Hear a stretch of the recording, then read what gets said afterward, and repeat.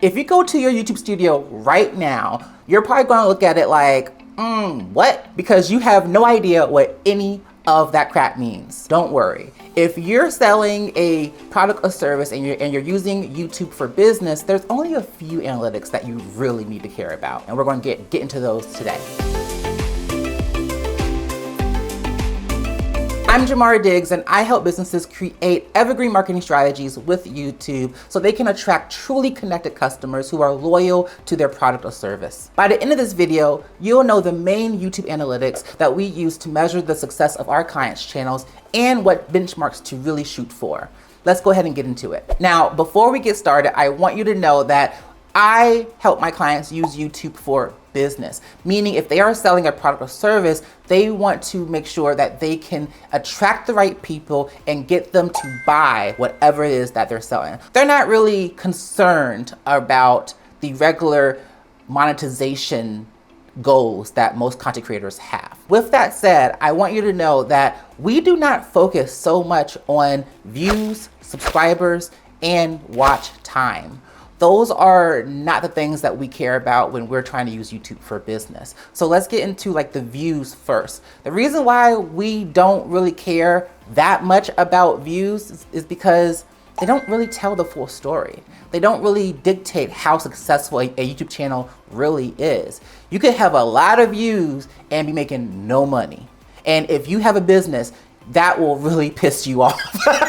And so we don't want that. I feel the same way whenever it comes to YouTube subscriber counts. It's a good metric to look at over time and build up, and so that you can build up your built-in community.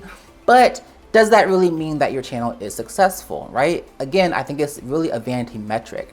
And then really at the end of the day, even if someone watches your video and doesn't subscribe, YouTube is now still going to recommend your other videos to them via the home feed. If you watch someone's video for like the first time, the first few seconds, they're gonna start sending you a few videos on your home screen. So really, there's so many other ways for you to increase visibility than focus so much on like getting people to subscribe to your channel and click the bell, right? Like that's more of a creator tactic that I don't really care about here when we're talking about using YouTube for business. If we're doing the videos correctly, then we should be able to get more of the right people to watch our videos. And then regardless if they subscribe or not, YouTube is going to be able to recommend the videos to them once they watch it. I just feel like that there are just so many other opportunities of visibility. Subscribers is not like a big deal right now. Same for watch time. I think watch time is a good metric when you are trying to get monetized, right? You need that 4,000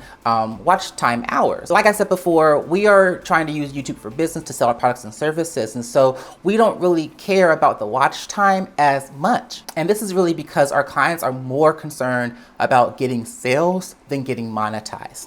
Now, I do have to say this, that these three things, I'm not saying that they're not important for a YouTube channel. I think if you are using YouTube for content creation or you want to be a content creator, then yeah, you're probably going to want to look at those stats a little bit more. But if you have a product or service and you're trying to get it in front of more people and get people into your marketing and sales systems, those are not really good key indicators of your channel. So if you're looking at YouTube Studio and you're just looking at those, you're looking at the wrong thing, and it may make you want to stop when you're just getting good at this whole thing. Let's go ahead and get into the metrics that we really care about whenever we're looking at our clients' success up on YouTube. Now, the first metric that we really care about when we're looking at our clients' channels is the impressions click-through rate. Now, the impressions click-through rate is the percentage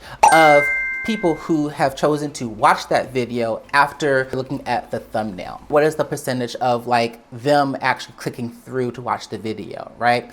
And so this is going to be something to where we want this impressions click-through rate to be as high as possible. Now, for a benchmark, we recommend you having an impressions click-through rate of at least between 4 to 5%.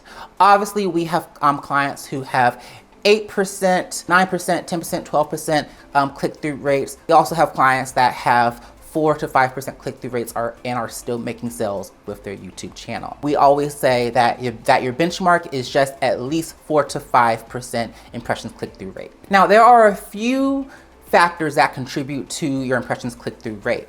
Okay, and so that is going to be your topic, of course, your thumbnail, your title, even sometimes chapters, and the first line of your video description. That's something that I really think plays a role. Let's just say that someone's searching for something up on YouTube.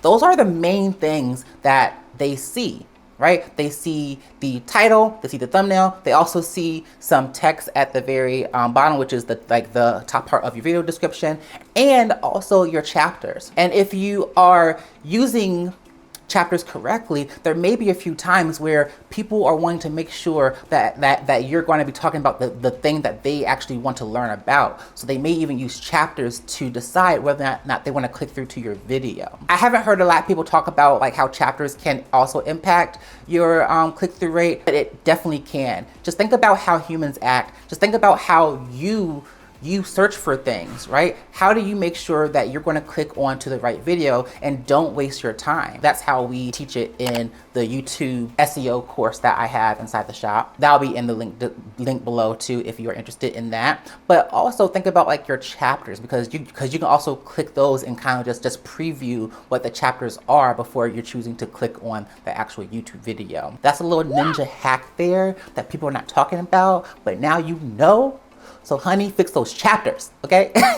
The second YouTube analytic that we really care about is where your traffic comes from, right? So out of all those views that you have gotten for like that month, that year, whatever, where did they come from? Where did that traffic come from? And so if you go to each one of your videos, you're gonna see a reach tab there. And then if you scroll down a little bit more, you're gonna see this thing that says like how viewers found this video. Or if you're on like your main analytics and you want to see like your overall stats for things, this is going to be in the content tab inside the channel analytics section, okay? And it's going to be like how viewers found your videos section. Most of the things that it's going to show you kind of makes sense, like, right? Like you'll see like notifications or things like that kind of like make sense of what it is. But there are a few terms or a few traffic sources that may make you a little bit more confused. And so I want to break those down for you so that you kind of like,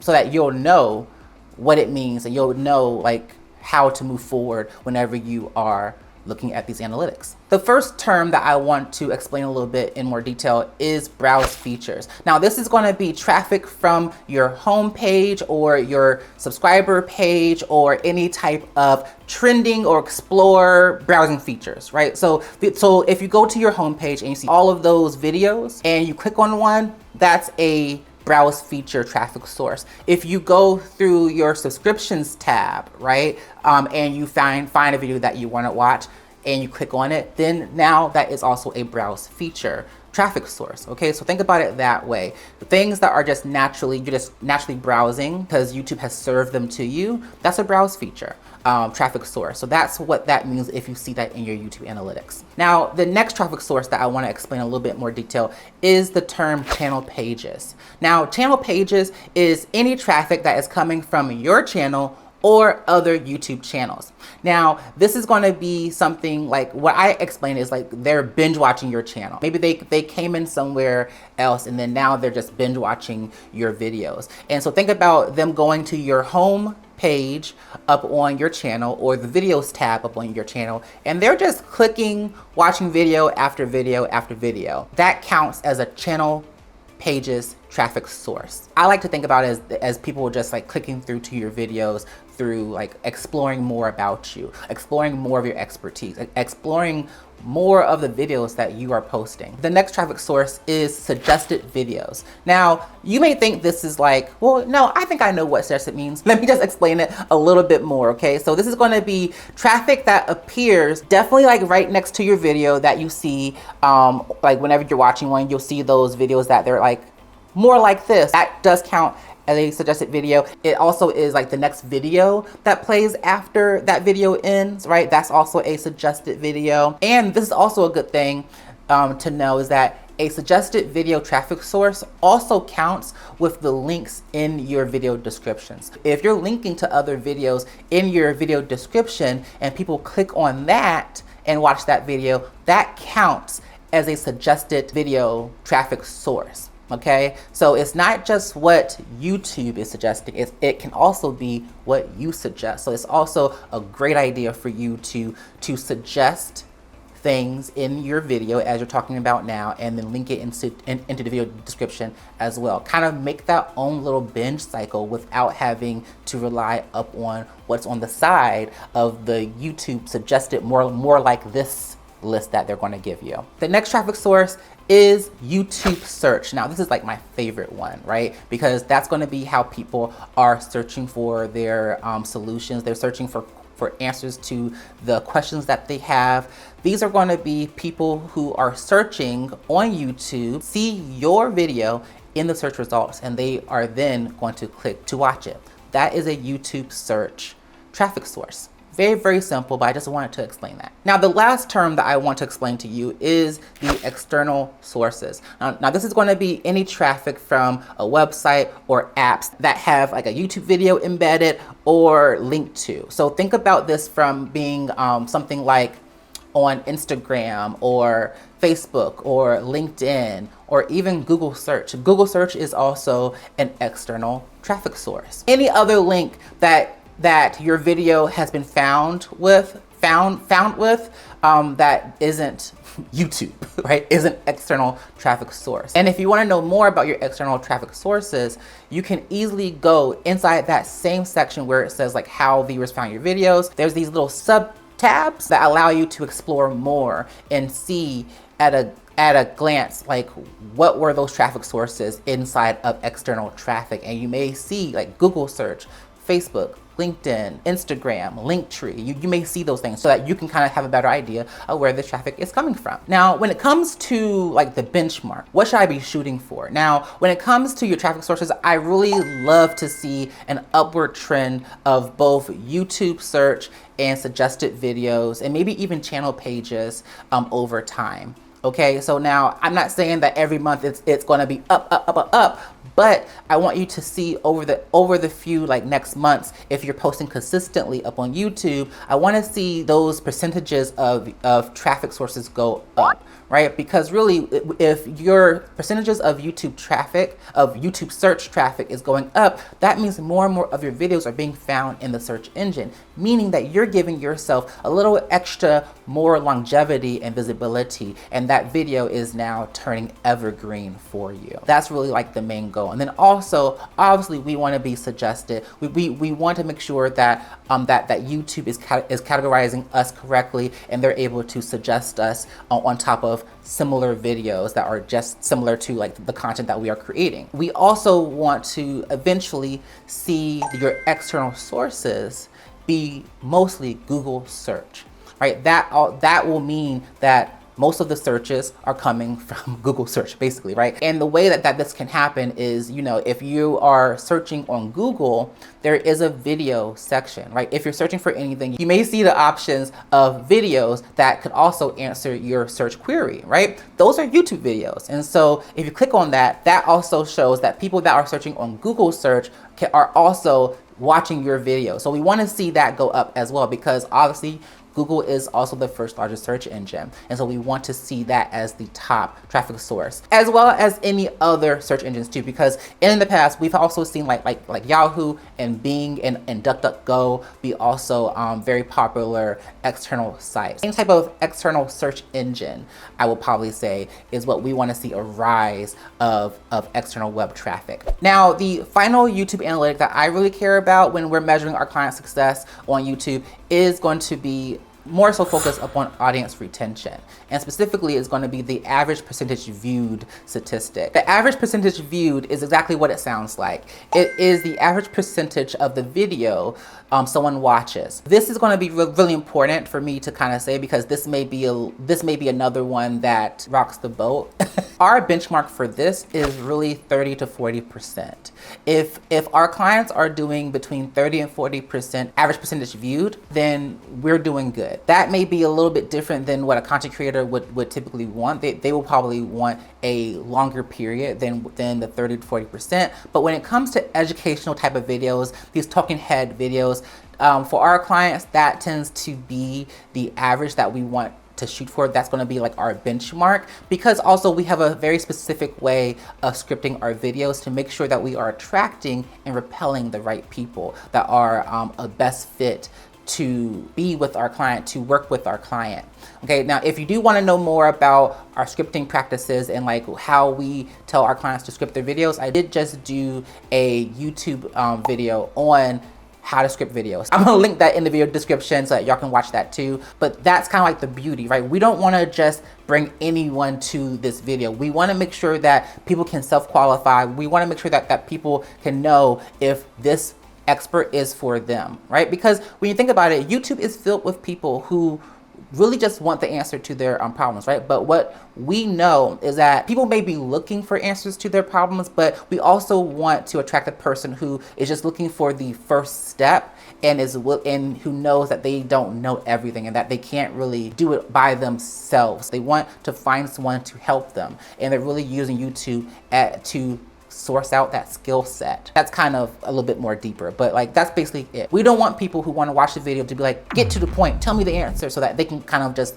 use the information and then just go, knowing that that's just one piece of the entire puzzle that is like holding them back from the success that they really want. We want these YouTube videos to be building blocks to help them understand that this is the answer to your initial problem, but that is not the answer to the full-on problem. In our scripting process, we go through a lot of stuff like to help highlight their authority, to help highlight their framework and their unique way of thinking. Watch that video, it's super good, but that's also why our average percentage viewed percentage is between 30 to 40%. Hopefully this all makes sense for you. Those are the 3 things that we only care about. If you are down with this strategy, if this kind of gave you some type of relief when you look into YouTube Studio, knowing that you really only need to think about those 3 types of metrics and you're good, let me know in the comments if this released you today. If you want to learn more about the strategy that we use and how it can be applied to your very own business, I want to encourage you to watch my free training, the YouTube Strategy Blueprint, where I walk you through the entire framework so that you can start getting your brain going and understanding how YouTube can help contribute to your evergreen marketing system. Right? The link to that is going to be in the description box down below. Thank you so much for watching, and I will see you in the next video.